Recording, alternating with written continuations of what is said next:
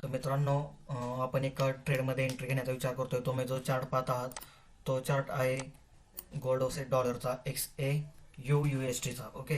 तर आताची जी time frame आहे ती 4 आवर्सवरती आहे. तर इथं पहा की एक पॅटर्न बनत होता डिसेंडिंग ट्रायंगल, पण मार्केटमध्ये काही न्यूज होत्या गोल्ड गोल्ड रिलेटेड, 2-3 न्यूज होत्या, त्यामुळे मार्केट अपसाईडला गेलेलं आहे. आता तसं पाहायला गेलं तर 4 आवरची टाइम फ्रेम पहा तुम्ही. इथं एक बेरिश ट्रेंड दिसतोय, एक रिव्हर्सर दिसतोय. ओके. तर कुठपर्यंत तो पडू शकतो याचा काय अंदाज आहे? आता ही जी लेवल आहे दिलेली आहे तिथपर्यंत तो येऊ शकतो. अजून ती ट्रेंड निगेटिव्ह आहे. ओके. आणि या लेवलच्या खाली आलं तर या सपोर्ट झोनपर्यंत इथपर्यंत तो येऊ शकतोय. तर आता आपल्या यामध्ये एंट्री कशी राहील याबद्दल थोडंसं विस्तारपणे सांगतो मी. कसं आहे, गोल्डमध्ये एंट्री घ्यायचं म्हणलं ना तर बऱ्याच अजून 2-3 कंपोनंट चेक करायला लागतात. आता ते एका डिटेल व्हिडिओमध्ये सांगेल. आपला स्ट्रॅटेजीचा जो पार्ट राहील त्यामध्ये ज्यावेळेस 200 सबस्क्रायबर होतील त्यावेळेस आपण आपली स्ट्रॅटेजी रिव्हील करणार आहे. तर सबस्क्राईब केलं नसेल तर आत्ताच करा. ओके. तर बेरिश ट्रेंड पूर्णपणे दिसत आहे. ओके. पहिलं टार्गेट आपलं इथं राहणार आहे आणि दुसरं टार्गेट हे राहणार आहे. तर आता 15 मिनिटच्या चार्टवरती मी तुम्हाला दाखवतो की आपली एंट्री वगैरे वगैरे कशी राहील. फिबोनाची टूल वगैरे यूज करून हे पाहताय की एक प्रॉपर ट्रेंड लाईन आहे, प्रॉपर सपोर्ट आहे. आणि हा एक बेरिश, ओके, हा एक बेरिश पॅटर्न आहे. पण मार्केटच्या न्यूजमुळे गोल्ड वरती गेलं. ओके. गोल्ड वरती गेलं, बुलिश झालं, अपसाईडला मुवमेंट दिली. तर आता ते परत रिव्हर्सल देत आहे. तर आपली 15 मिनिटावरती एंट्री पाहूयात आपली कशी असणार आहे. तर 15 मिनिटची मी इथं टाइम फ्रेम ओपन करत आहे. ओके. तर तुम्ही इथं पाहताय की ही जी टाइम फ्रेम आहे, थोडंसं झूम करतो, थोडंसं म्हणजे लक्षात येईल. ओके. थोडंसं इथं पाहायला गेलं तर हा पूर्ण ट्रेंड इथं बेरिश दिसून येत आहे. आणि बराच वेळ झालं गोल्ड एका बॉक्समध्येच, म्हणजे सपोर्ट रेजिस्टन्स घेत साईडवेज झालेला आहे. ओके. तर हा डार्विंग बॉक्स आहे. आता यामध्ये ट्रेड कसा केला जातो? आता तुम्ही पाहताय की सेलिंग साईडला खूप प्रेशर आहे, सेलर ॲग्रेसिव्ह आहेत. तर आता सेलिंग साईडला एंट्री घ्यायचं म्हणल्यावर काय करावं लागेल मला? सेलिंग साईडला एंट्री घ्यायची म्हणल्यावर कॅन्डल जस्ट याच्या बाहेर क्लोज झाली या बॉक्सच्या, तरी आपली यामध्ये प्रॉपर एंट्री सेलिंग साईडला होऊ शकते.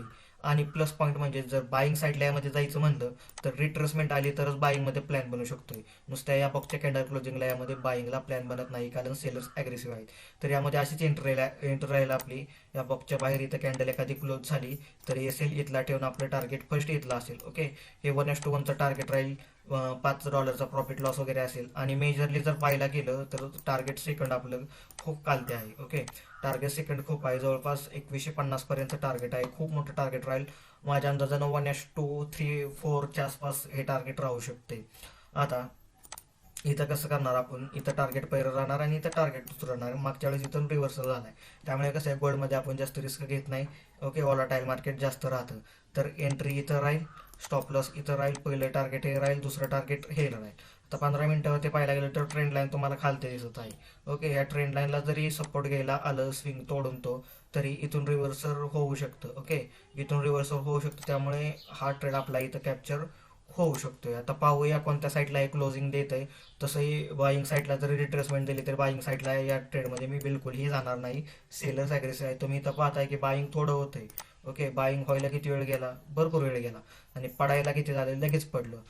इथं काय सेलर्स ॲग्रेसिव्ह आहेत. इथं पण कन्सोलिडेशन झोन झाल्यानंतर खाली क्लोजिंगला मार्केट पडलेलं आहे. तसंच इथे येतात ते तसंच पॅटर्न बनवत आहेत. आपण यामध्ये वेट करूया की क्लोजिंग कुठं होते. सेलिंग साईडला क्लोजिंग झालं तर आपला ट्रेड होईल, आणि बाईंग साईडला रिट्रेसमेंट आली तर ट्रेड बनतोय. पण आपण बाईंग साईडला जाणार नाही, कारण मेजर टाइम फ्रेम 4 आवर 1 आवर झालं बेरिश ट्रेंड दिसत आहे. तर पाहूया ट्रेडचं एक्झिक्युशन नंतर काय होतं. यामध्ये शेअर करत होतं त्याप्रमाणे आपला ट्रेड वर्क झाला आहे. थोड्या वेळानंतर एक असा पिनेटचा पॅटर्न होता, त्याच्या ब्रेकआउट झाल्यानंतर याच्या आसपास एक कॅन्डल क्लोज झाल्यानंतर आपण ट्रेडमध्ये एंट्री घेतली. ओके. जसं की सांगितलं होतं 1:1च्या रेशोनं आपण काम करणार आहे. 1:1चं आपलं टार्गेट इथं अचीव झालेलं आहे. झालेला प्रॉफिट $5 तुम्ही स्क्रीनशॉटमध्ये पाहू शकता.